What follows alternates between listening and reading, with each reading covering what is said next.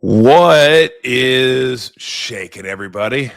Yeah, the voice isn't quite there yet, but fuck it, it's game 7, right? You got to come on for game 7 after a game that that wasn't the artistically speaking the prettiest game in the world, but doesn't matter because the Warriors won. The Warriors won. Do we know one thing? We know one thing: the Rockets don't beat the Warriors in the playoffs. They just don't. There are just certain teams don't beat other teams, and the Warriors kick them in the nuts again and say, "See ya. Thanks for coming to the 2025 playoffs." Now, I do think they have a bright future in Houston. I think they're only going to get better. I think they need some trades. Jalen Green really didn't have the series. I'm sure they're hoping. He was their leading scorer in the regular season. He had one good game. That was it. Or one good game offensively, I should say. Şengün's their all-star. Draymond owned him. Owned him. I'm going to have Max give me a stat, how many points Şengün scored on how many shots he took. And it wasn't pretty. And keep in mind, these are also including layups and dunks. When you put Draymond on him and he shot the ball outside 5 feet, forget it. His shooting percentage is probably 40%. And I'm talking like 6 footers, 7 footers. Draymond was wearing him out. And that's just what Draymond does. But the Warriors get it done. Buddy Hield. Who would have thought the Buddy Hield game was coming in game 7? Buddy ball. Just getting it done. Not air buddy, 3 buddy. And then another 3 buddy. And then how about some 3 more? 6 for 7 from 3 in the first half. I think it was 7. They shut him down in the second half. But you expected them to jump him a little bit after he lit their ass up in the first half. 9 for 11. So he had 3 of them in the second half. Man. 9 for 11. You knew that was going to be Steph, right? Nope, 2 for 8. But Steph managed to get it done inside the arc. 16, 6, and 5 for Steph. And they were just magnificent. And I haven't looked at this yet because I'm just getting the box score here. I bet this has got to be the only game Steven Adams was a minus. Yep, -9. Only game all series Steven Adams was a minus and plus-minus, and the Warriors win that game. So, it was a grinder of a game. That was this series. This series was a complete meat grinder the whole way through. Just tough possessions, scraps for the ball. Got to hit your free throws, got to take care of the ball. And speaking of taking care of the ball, that was the other big stat today. I think that's the reason the Warriors won tonight was it 7 turnovers I think they had, if I remember? Yeah, 7. That's it. 7 turnovers. And they just wore them out of the three-point line. The Rockets only scored, they were 6 for 18, Warriors 18 for 43. And they finally, after 3 straight games of just killing them, shut Van Vliet down a little bit. He still had 17 points on 13 field goal attempts, so he was still pretty good. He just didn't get up the volume, didn't get up the threes that he was getting up the previous 3 games. But Buddy got it going early. I thought early on, the biggest factor in the game in the first half, the Warriors were just tougher. They got to the loose balls. They knocked the Rockets around. When the Rockets got to the rim, they bodied them and made them take tough shots and miss shots at the rim. They scrapped and got the 50-50 balls. Like, that was them in the first half. That's how they built that lead. Like, the piece of gold, right? That's Buddy. That was Buddy, because that's like shiny and all that. And it's just great. And I wish I had another analogy to throw in there that was the grimy, gritty. I don't know. Maybe that was the soil, the rock that gold's in. I'm not going to, it's not going to make any sense. As I was thinking it through, I'm like, this is going nowhere. This is actually going to go right and just hit a wall, pop, and just straight down. But that was the backbone. Like, that was the backbone of the first half, because everybody was in on it.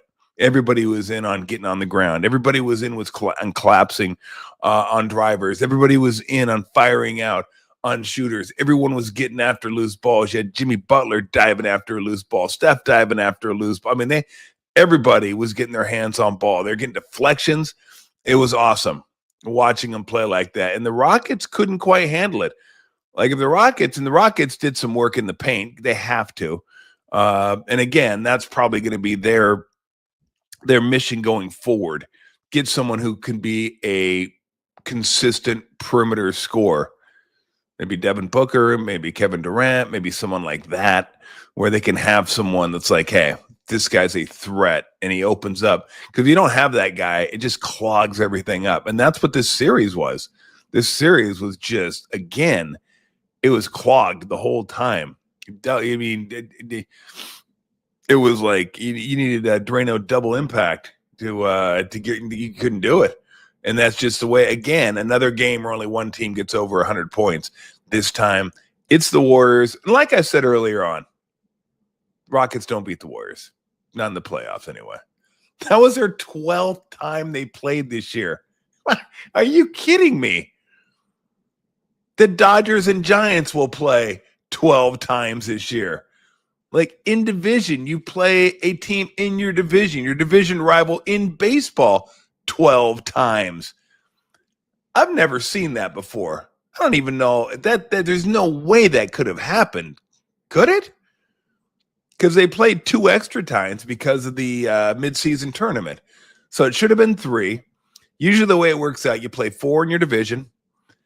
Every once in a while, you play 5.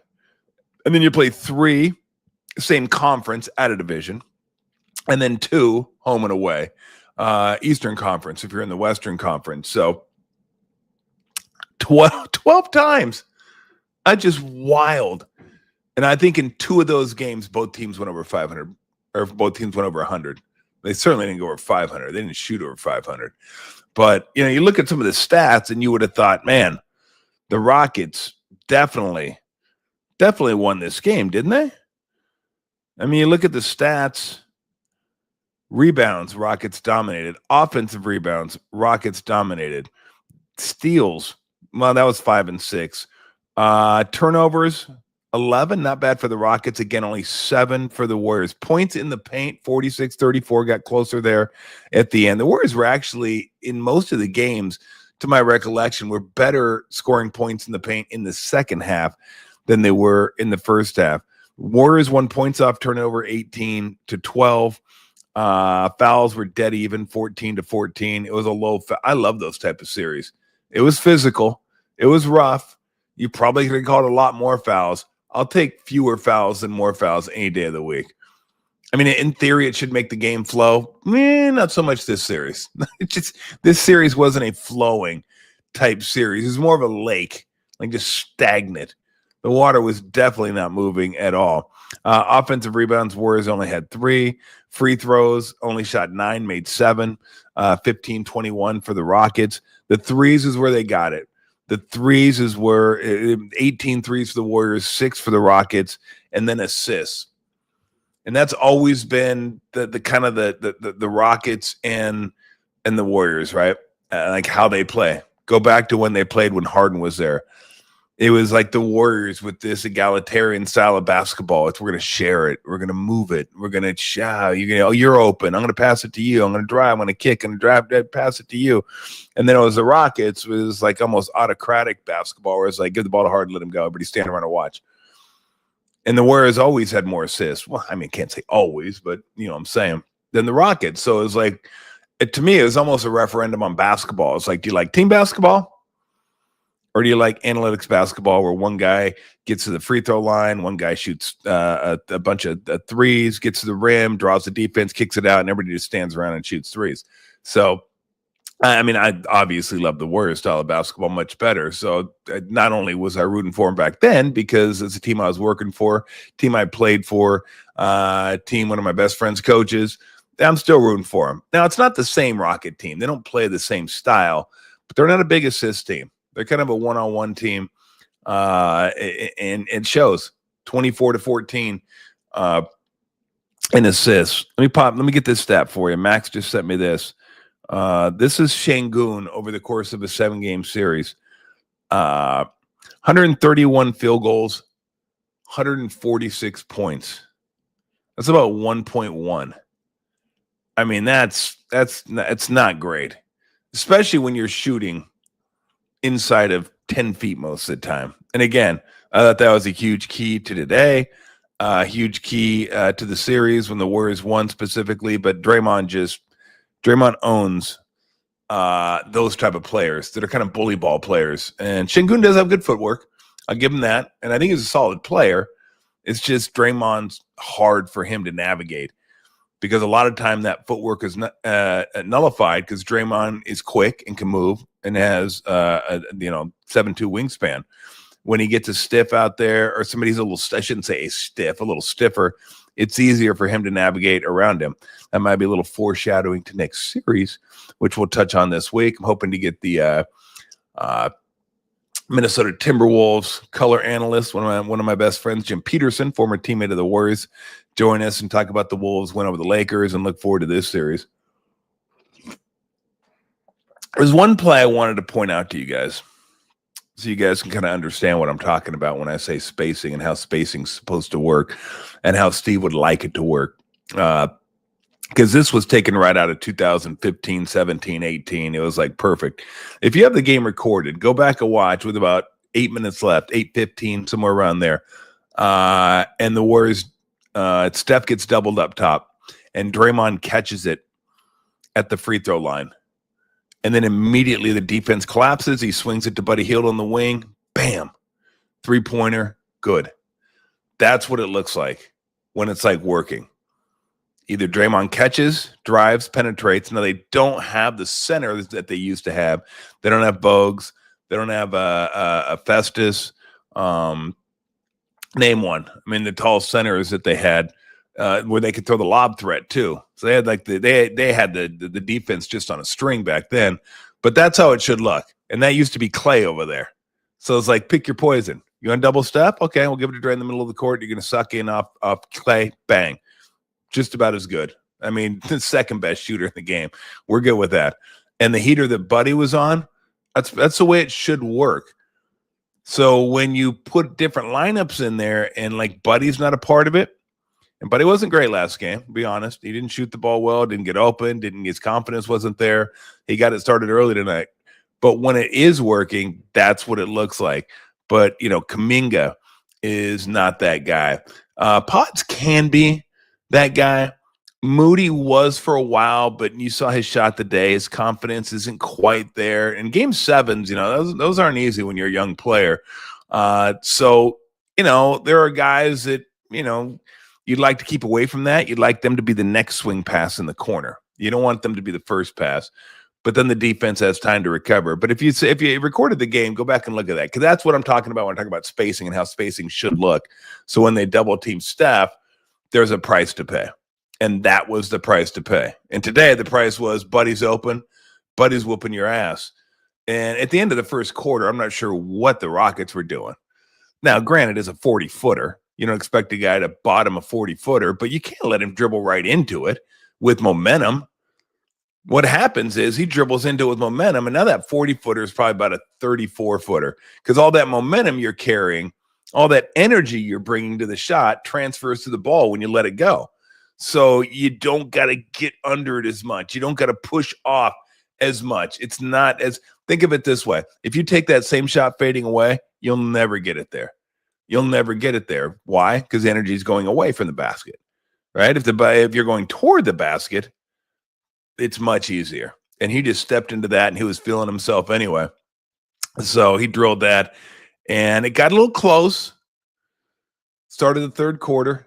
Warriors turned the ball over a couple times, got a couple shots blocked, missed some easy shots they were making. Kind of felt them tighten up a little bit, right? Kind of felt them tighten up just a little bit. And then it culminated with Jabari Smith Jr. hitting that three off an offensive rebound. He had missed a corner three. They got the offensive rebound, kicked it back out to him. On the wing, bangs a three, all of a sudden it's a three-point game. It's like, uh-oh, here we go.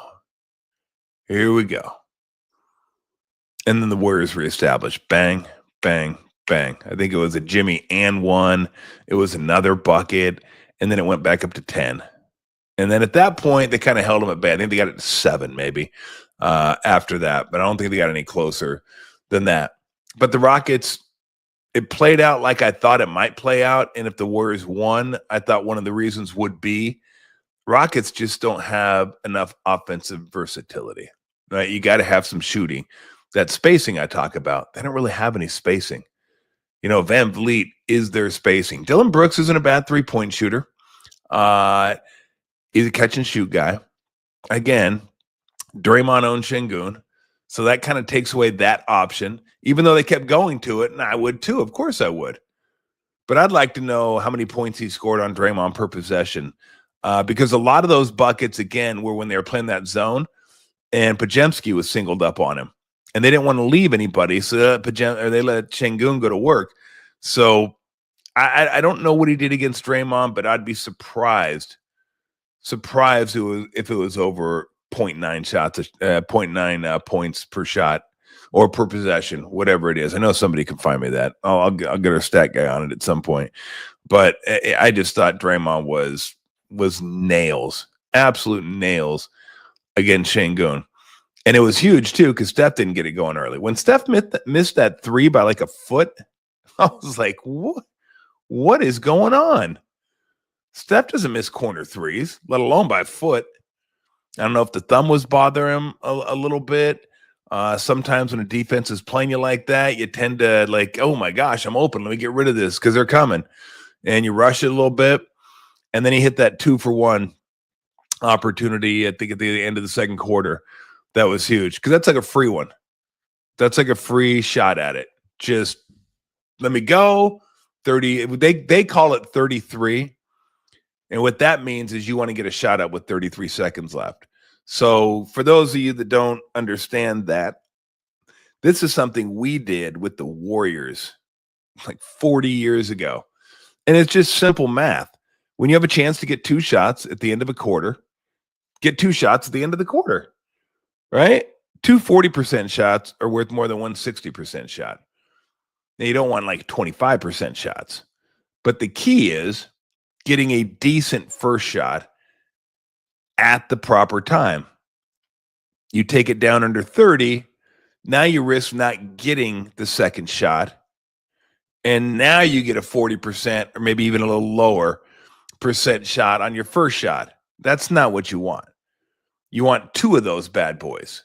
So they call it 33, which makes sense because I've always said anywhere between 32 and 34s. That's fine. 32, 34, 31, you're starting to push it now. You get to 30. Nah, I'm not down for that really, unless it's like just a great shot. And go ahead and let it rip. But you get into the 20s and just forget about it. Don't try to jack anything up in the 20s just to get a 2-for-1 because you're probably not going to get a 2-for-1. No, unless the other team bucks it up, which they do all the time. And the Warriors do, to be quite honest. I've never seen so many teams in the NBA have trouble with the end of the quarter. Like, can we just get the last shot? If the game is tied and you have the ball with the shot clock turned off, the goal is to leave the quarter tied. At worst. At worst. Now, if you get a wide open layup, perfect. Good. I don't even care if it's a wide open 3 unless you're Steph. That's it. I ain't shooting it. And I'm not even going to take a 2 if it's wide open. I've seen this before. Somebody's like, oh, wide open 2. Nice. Hit it. They go down, hit a 3. You've just lost 1 point on that exchange. And you didn't need to. A lot of this stuff is math. I know sometimes a lot of people think, I don't like analytics. I don't like, no. I'm a big analytics guy, big math guy, all that stuff. I just think in its proper place. But yeah, you got to listen to the math. Listen to the math. My voice didn't like that at all.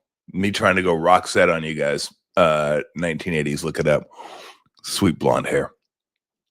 So I'm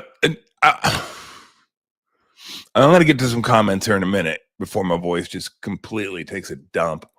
But I'll let you guys have your say, and I can answer all the questions you want.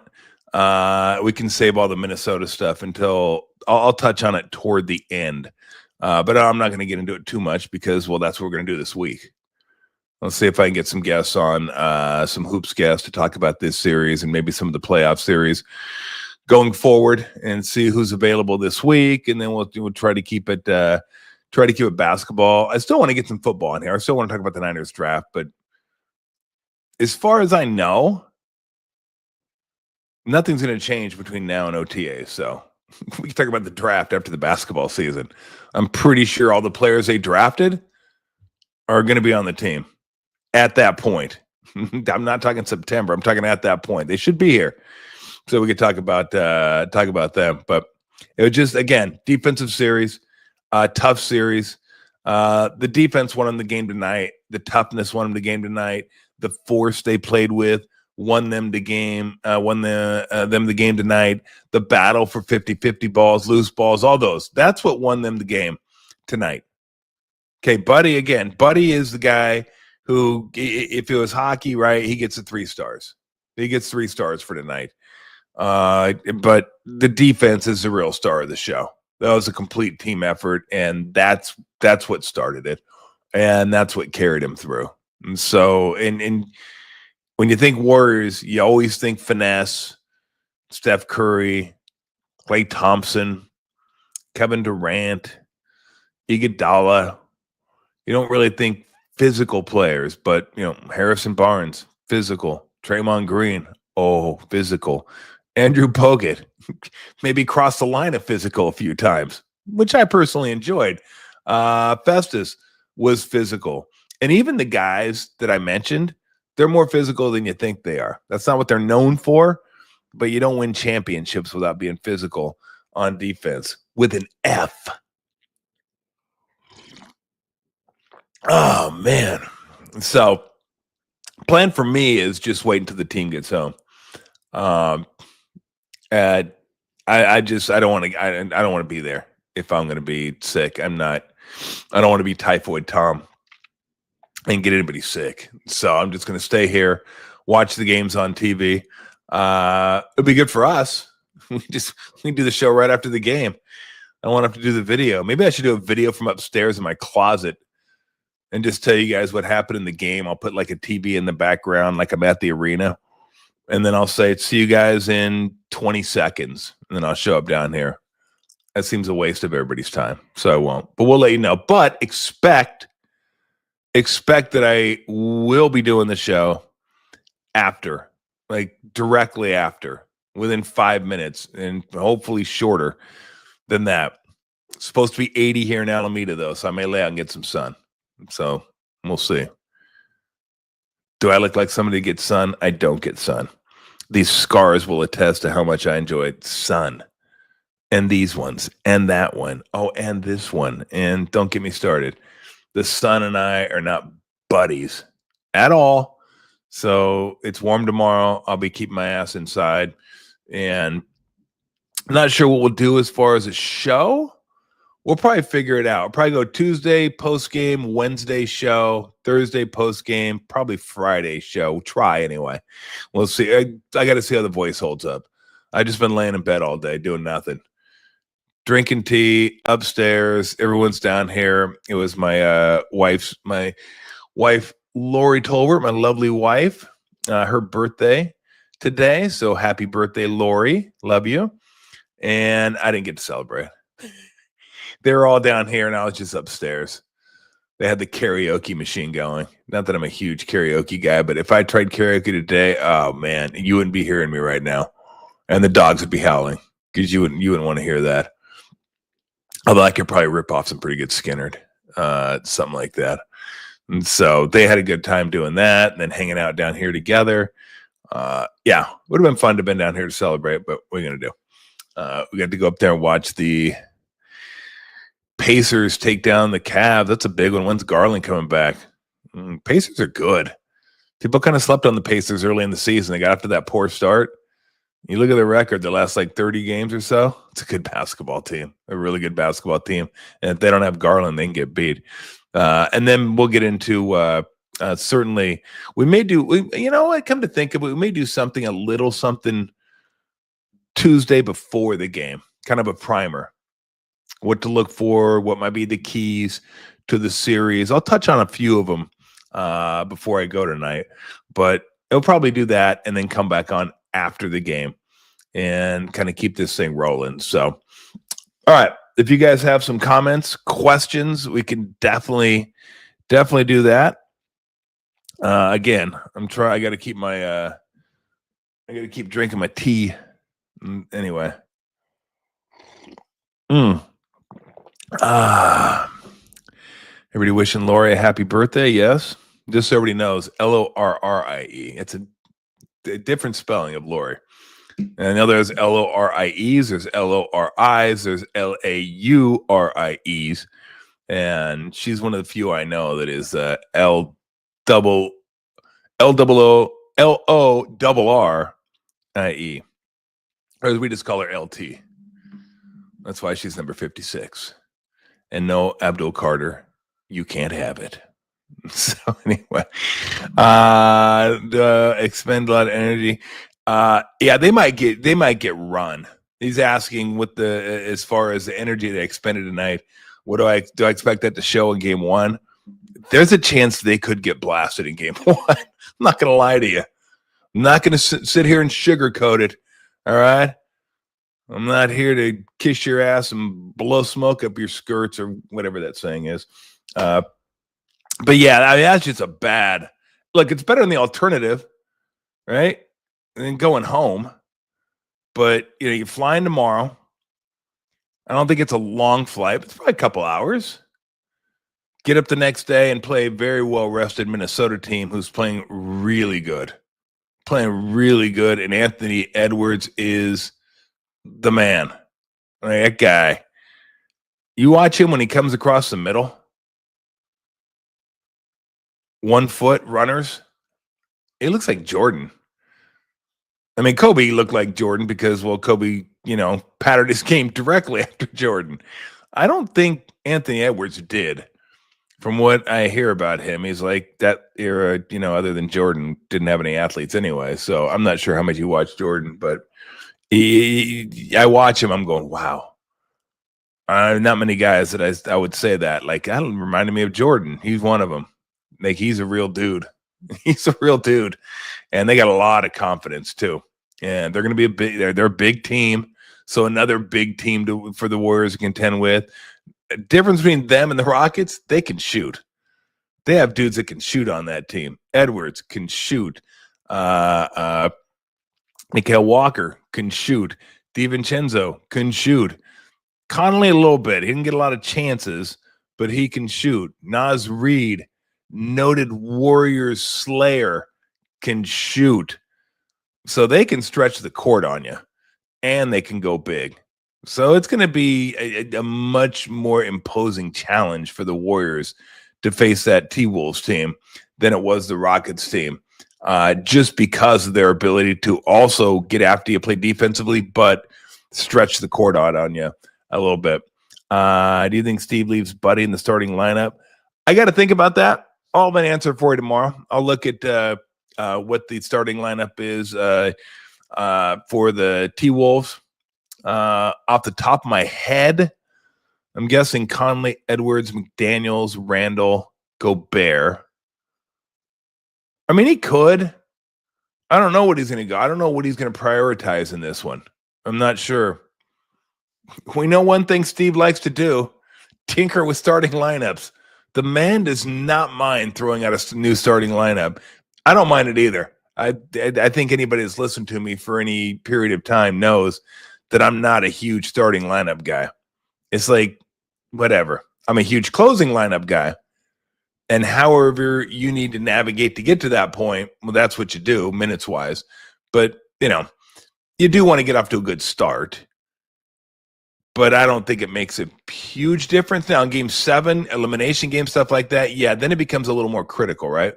You want to make sure you get off to a good start, especially on the road. You don't want to feel like, oh, gosh, we're digging out of a hole the whole game. Already down 8 points. So, but for the most part, I'm not sure. I'm not sure. Maybe I'll check in with him. I'll have some inside info for you, and then I'll pass it off as my own. And you go, damn. Tom knows what he's talking about. He's locked in. Well, I mean, I guess I am kind of locked in. Was I surprised Looney didn't come back in when Adams and Şengün played? Came back in the fourth. I mean, gotta be honest, by that point, I wasn't really thinking about that. I was just thinking, get the boards, get out, take care of the ball, and you should be good by that point. I was glad to see Looney get in there and contribute. And look, let me see. what Looney's plus minus was for the game. I bet you it's pretty decent. I mean, Looney's a guy too. It's never gonna stats. He's not a guy that's gonna get you a bunch of stats. Looney had 11 minutes, so 3 points, 4 rebounds, 4 rebounds, 11 minutes is good. If you get a rebound every 3 minutes, that's solid. And Looney was up a net 0, so he was neither positive nor negative. And so, but Looney was fine. Looney's fine, and like he might have a role in the next series. That's possible with Gobert out there, and so, but we'll see. I mean, over under on Steve's starting lineups against the Wolves. I'll go 2.5. I think this series it was 4, but one of them was when Butler was injured. So I don't know if I count that one. So it was 3, but I'll still go 2.5. As a man loves, I kidded him earlier this year when I used to have a radio broadcast. We set the over under on how many starting lineups he'd have before the new year. And I set it at 9.5. And then as I said that, I thought that's a lot, 9.5 starting lineups. And he goes, "Oh God, hope it's under. I mean, it should be under." And I thought, yeah, he blew through that early December. It wasn't even close. I mean, of course there's injuries, but again, Steve has no problems mixing and matching. let's just do this and do that and do this and do that. And where is the starting lineup? Wrong. You lose. So, all right, what else we got? Judas Priest or Black Sabbath? Easy, Black Sabbath. And I like Judas Priest, but that's an easy one for me. Black Sabbath, and you know it's obviously the I'm sorry, it's the Ozzy Black Sabbath. Although Ronnie James Dio, I like Ronnie James Dio. It's just not the same, obviously. But the Last in Line, go catch Tim Ryan. Let's sing you some Last in Line. He loves little Ronnie James Dio. Forget basketball. Where is that snoring dog? That snoring dog's outside somewhere. And she didn't come down. She was just chilling. I don't know what she's doing. She was upstairs all day with me, laying in bed. In fact, I'm going to show you this picture that I have here that I took while I was laying watching TV. So I tell you guys this all the time. Okay, let me see.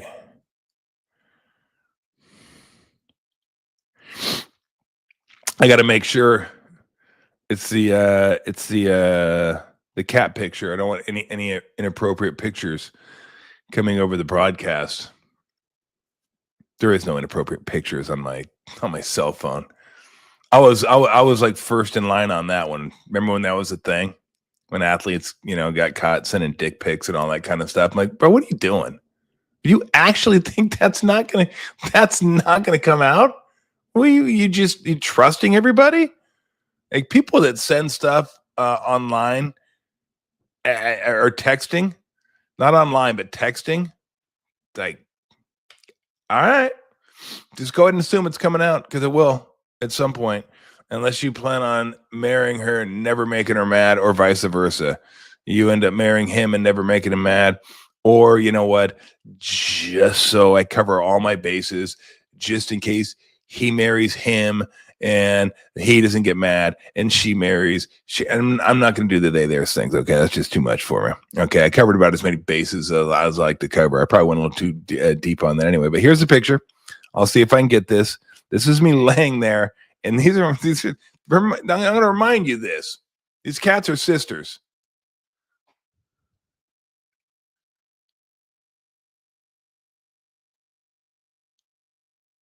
There. And I'm sitting there thinking, oh no, this is gonna be friendly fire. I'm gonna get carved up here, because they were looking at each other and they weren't out and out growling. But you know what's that little thing that cats do? I was like, come on. Your sisters. Your sisters. I should call them Lois and Dee, though. That's my mom and her sister. My mom was like, really? I go, hey, you know what? I can't help myself. It's there. I see ball, I hit ball. That's just what I do. So don't blame me. Don't say I'm putting too much thought into it. If a joke's there, I see it and I say it. Some work, some don't, and I move on. I let everybody discuss. Do I have any stories from when I faced Charles Barkley? Oh, yeah. First time I faced him when I was a rookie. I was with Charlotte. He was at Philly. He caught the ball in the wing. I went down to guard him like this. I got in a defensive stance. I was like, all right, let's go. And he just started like chuckling. I was like, Jesus, that's insulting. I go, yeah, I'm trying to guard you. I know I'm not going to have a good chance of, but laugh like chuckling, please. But then after that, after I banged him around a little bit, I think at least I earned his respect. But I mean, obviously, me against Charles is a little bit of a mismatch. Yeah, they tolerated each other because they wanted to snuggle. No, they didn't. They tolerated each other because when Kit came up and laid down, she didn't realize Pip was there. And then by the time she turned her head that way, Kit didn't want to move. She was like, I'm comfortable. I'm not moving. And Pip didn't want to move. So they just, again, it was an uneasy truce, as they like to put it. And then you know what broke it up? Lou just bounding on the bed, just bounding, cats going everywhere. Interestingly enough, Lou and Kit, the black cat, get along very well. Lou and Pip, not so much. Not so. I don't know why. They don't get along all that well. And so, all right, what else we got? My tea's starting to go from hot to lukewarm on me. That didn't quite do the trick, does it? Pods guarding Şengün. No. That was it. He was in his zone, right? That's when they had him guard him, when he was in his zone. And that's when actually Şengün scored. So I don't think that was the idea, was to match up Pajemski on Şengün, but they didn't mind that matchup occasionally in the middle of that zone. I do think they like the Şengün on Pajemski matchup on the other end, but Pods just couldn't get it going today. He had hit a couple early, hit that 3 early, and I want to say, what did he end up like 1 for 7 from 3? Let me look right here. He was 3-pointers, 1 for 7. Yeah, Draymond was 2 for 8. How about that one Draymond caught in the fourth quarter, curling up from left to right, stop and pop? I'm like, whoa, easy there. What are we doing here? Well, that's a Steph Curry shot you tried to pull there. But Draymond was 2 for 8 from 3, but 7 for 15 overall. So that means he was 5 for 7 inside the arc. And Pajemski was 3 for 5 inside the arc. But they just couldn't get it going from 3. But that's okay. Buddy was there to clean everything up. Buddy 9 for 11. Got everything going. So, again, really nice series win. Hell of a job. You get 4 more minimum against a really, really good team. Have I watched any NHL playoffs this? Yeah, I have. I watched the Stars and the Lanch last night. Ouch, that hurts. I watched some of the Oilers and the Kings. Those are the 2 series that I've watched the most of. That had to hurt the Avalanche too, man. Rantanen sticking it to him. Eesh. Now, I don't follow it as closely during the regular season, so I know I'd read he wasn't playing all that well for Dallas, and they gave up a lot of picks to get him. And I'm not even sure where they got him from. I think Rantanen went to Carolina, and then from Carolina, he wasn't playing that well. And then he went to Dallas, I think, and Colorado got rid of him because they couldn't afford him. right? You're already paying McKinnon. You're already playing McCarr. And when they had Landeskog, McCarr, McKinnon, and Ratnan, I mean, that's like a stacked lineup. It's still pretty damn good. I mean, McKinnon's one of the top forwards in the game. McCarr may be the best defender in the game, if not top handful. And, I thought when they took that lead, they're going to hold on, but Rantanen said no. I watched the Leafs close out the Senators. Oh, man. I was kind of pulling for Game 7 in that series. I just wanted to see if the Leafs could handle the pressure. And then when they won, I was like, good for them. Good for them. I mean, they don't have to deal with it. If you ask Drew Mendes, they screw him. He goes, everybody in Canada can't stand the Maple Leafs except for Maple Leafs fans and Toronto. That's it. He goes, everyone will pull against the Maple Leafs. And I asked him, I go, why? He goes, kind of like the Yankees.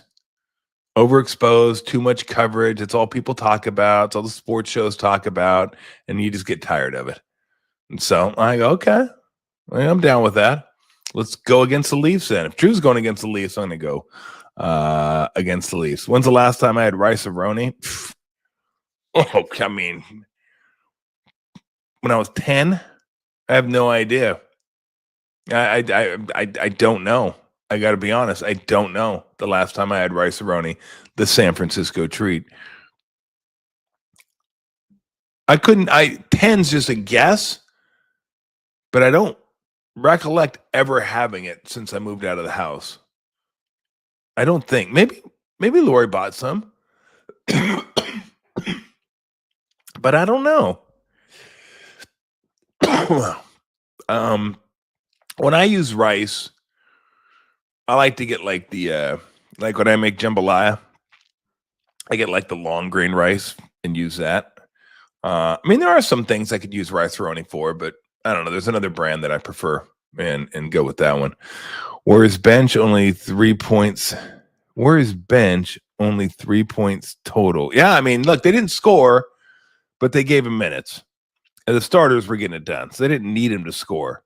Just get in there, take care of the ball. Didn't play a lot of minutes, but the only negative in plus minus was Kuminga, -4. He was 0 for 4, 1 turnover, had a steal. That was such a tough spot for him to be put in. And I understand why Steve did it. He needed the minutes with GP being out. But Game 7, right? You're already not playing. You're only playing because GP's out. And then your confidence is kind of shot because of that. That's a tough spot. That's a really tough spot to succeed in. So I don't know what to say. It is what it is. I don't expect him to be a part of the rotation in Minnesota unless somebody gets hurt or something strange happens. So, it is what it is. Who's going to play primary defender on Ant? I'm guessing Jimmy. I'm guessing Jimmy Butler. And I'll tell you one reason why I give the Warriors a chance in this series. Not a chance. Not like they're going to be a huge underdog, but a decent chance. Let me see if I can pop up the odds. See if they have the odds for this series yet. Is because Randall, who bullied the Lakers, he ain't bullying the Warriors. For the same reason Şengün couldn't bully the Warriors. And I'll give you a clue what that reason is. Starts with a D, ends with an N. Draymond Green. He's not going to go through Draymond like that. Now, I can tell you that right now. But, look, anybody, they're going to need help. This isn't going to be now. It could be a lot of it. Now, Randall's not a great passer. Randall gets the ball and he goes. So they may be able to double him selectively, but I'm always, I shouldn't say always. I do that a lot. I'm always, it's kind of just a figure of speech, like a lot. But just about anybody Draymond matches up against, I'm okay letting him go one-on-one. That's how much faith I have in him as a defender. Like, hey, try him. People have been trying him for 13, 14 years. How many years have he been in the league? That's how many years they've been trying him. So I'm okay with, hey, Randall, you want to go at Draymond? Be my guest. Go ahead. Now, as good as Jimmy can be defensively, I don't think there's a person out there that's going to guard Anthony Edwards one-on-one without help. You're just not going to. Too young, too athletic, explosive, shoots over 40% from three. And then some of the finishes he had in the Lakers series, this guy just levitates. It's like Dua Lipa out there. Was that a good one for 60-year-old? Just thought I'd throw that out there for you guys. Let's see. No, I don't see it yet. My guess would be the Warriors are pretty heavy favorites in this series. I think they ended up being like 170. I'm going to guess that the Timberwolves are 150, 140 to 150, maybe 130. I don't think they'll be any higher than 150, but maybe they will. I'm interested to see what the line for the first game is. Because remember, the Warriors took 3 out of 4 from them during the course of the year. Okay, hey, it's Crow. 165. Thank you, Jeremiah. I guess that makes sense. I was thinking maybe 170, but then I go, that's pretty high. 165, I guess that sounds about right. That sounds about right. Because I'm guessing the spread on the first game, probably like 6. Something like that, maybe 5. If it's any more than 6, then I would recommend the Warriors if you're getting like 6.5, 7. But be careful, because again, that could be one of those games they just get smashed, just because scheduling, right? Tough, physical, emotional, 7-game series. Get on a plane, fly to Minnesota. Who's been resting? Go play them in front of a hyped up Target Center.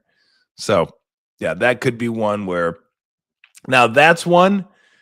If you're getting hammered late in the third, you might want to think about pulling the plug there and giving some guys a little extra rest. Any idea why Jalen Green disappeared after getting? No. I mean, the Warriors got up into him, didn't let him get going downhill, and made him take fadeaway jump shots. And then when he got to the paint, for the most part, they collapsed. He had that one finish early in the game tonight that was really nice. Came from the right baseline, went up and under, left hand, banked it in, got the foul, and then kicked the free throw. But that's his game. Getting downhill, getting to the paint, pull-up jump shot, and they didn't let him get to that. And they made it a point. He was like my key to the game almost every game. Stop this guy, and you're going to have a good chance of winning.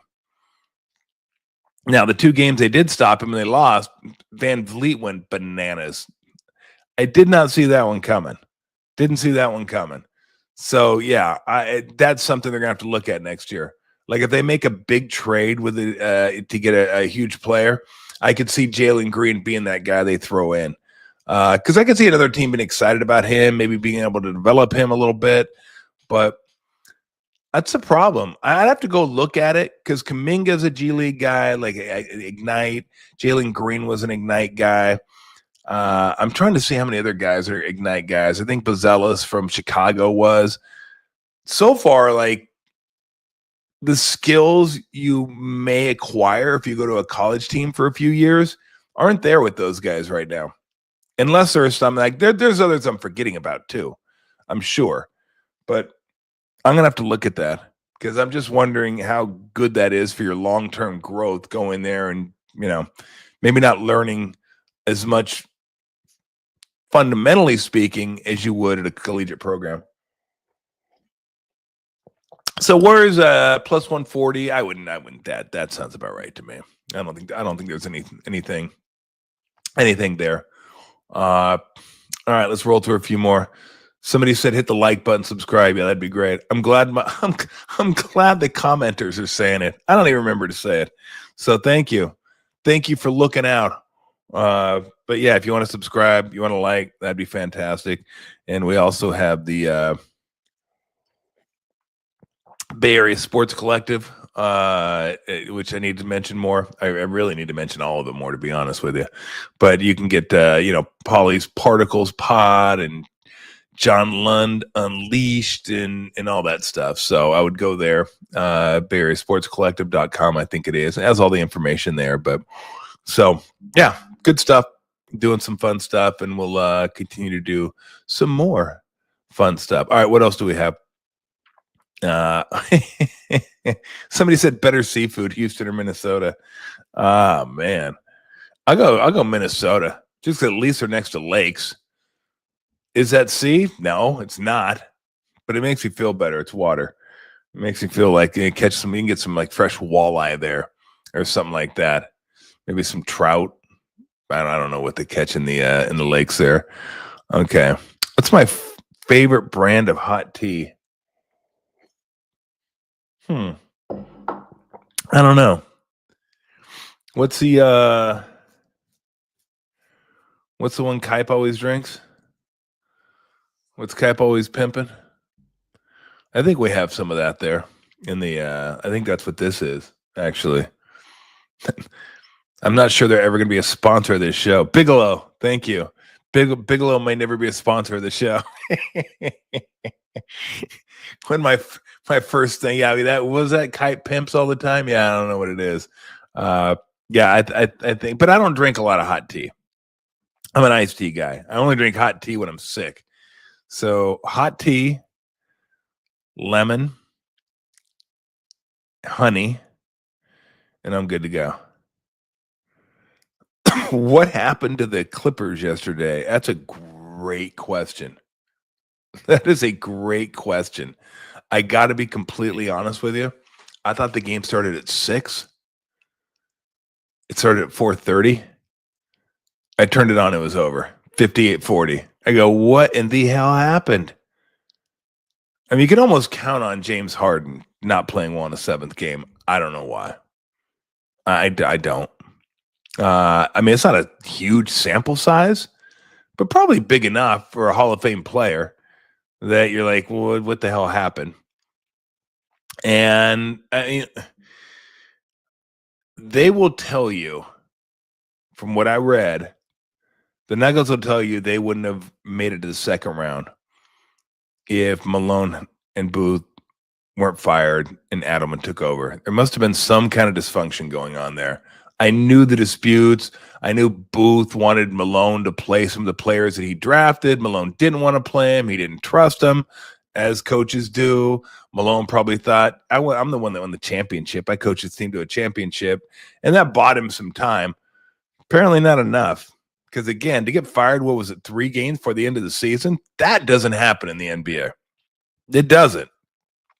Happened twice this year. Taylor Jenkins got fired. That wasn't 3 games, but it's a couple weeks that he got whacked. It was just, wow. And Adelman's probably got the inside track to keep the job. The dude, I can't remember his name, from Memphis, is keeping the job. So they must have already thought, hey, we're giving this guy the job next year. So Mitch Johnson is going to keep the job down in San Antonio. So, yeah, I don't know. I don't know. Here's what I would tell you. Don't trust the Clippers. Just when you think it's safe to trust the Clippers, don't trust the Clippers. Don't do it. I did it. I thought they'd beat the Nuggets this year. I was right about one thing, that it was going to be a great series, and I thought I'd go 7.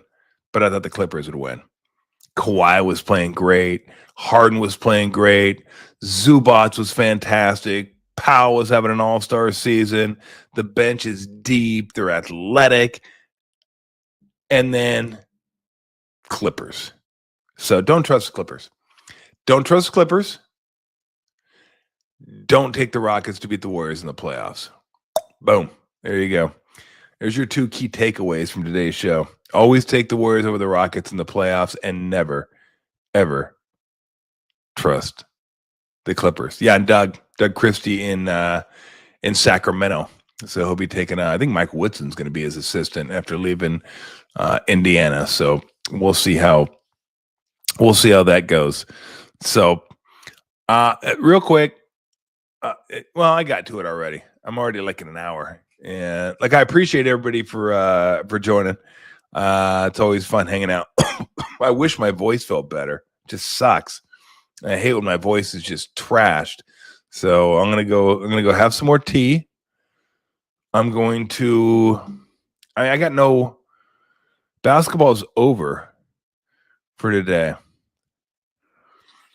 I'm gonna go watch Last of Us.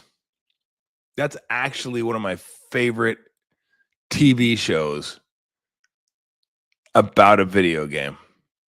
Like usually video game TV shows are just garbage. They can't quite figure it out. And those are the games I like to play if I'm playing games like the action adventure games. Last of Us, one of my favorite games of all time to play. That, Resident Evil, Fallout, which was another great TV show. If you haven't seen that one and you played Fallout or you've heard about Fallout, give that one a shot. That one's outstanding. I can't wait till that comes back out again, like post-apocalyptic. Well, you'll know if you see the video game, you'll know what that one's about. And then Last of Us, kind of the same thing. I was going to say something, but if you haven't seen the episode, I'm not going to ruin it for you. If you saw the video game, you're not going to be surprised at all. You know it's coming. If you didn't watch if you don't know the video game, you are going to be, what in the fuck just happened? Are you kidding me? What? Yeah, that's what you're going to say. But if you played the video game, you'll know. You'll know what's coming. And so, but Fallout, yeah, I'm a big fan of Fallout. And I got to say, Walton Goggins is one of my favorites. Love that dude. Now, I haven't seen White Lotus. I've heard this season you don't have to watch like the previous seasons to know because this one's like a standalone season. So maybe I'll give it a shot. I don't know. That show just hasn't hit me yet. But if you haven't seen Justified with Walton Goggins and Timothy Oliphant, do yourself a favor. Yeah, like 7 seasons. Incredible. Love that. Walton Goggins. Vice Principals with Danny McBride. That one's a banger. The only problem with that one is I think that one's on like 2 seasons. What channel is Last of Us? HBO. I think Justified was FX.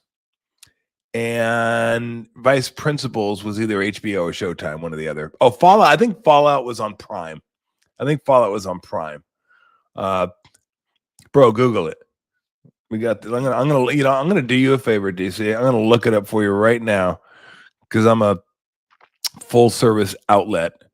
Fallout drama series.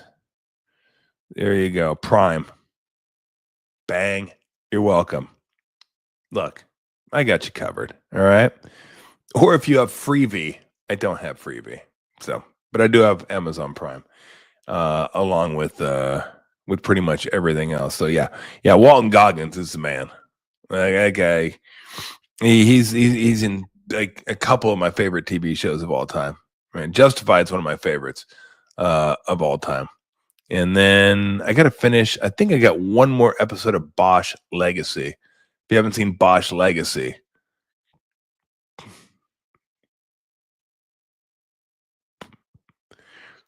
it's a good one. It's a good one. I think this is the last season too. I think we're done. And so, oh yeah. Kenneth, yeah, I love that show too. Righteous Gemstones. It's incredible.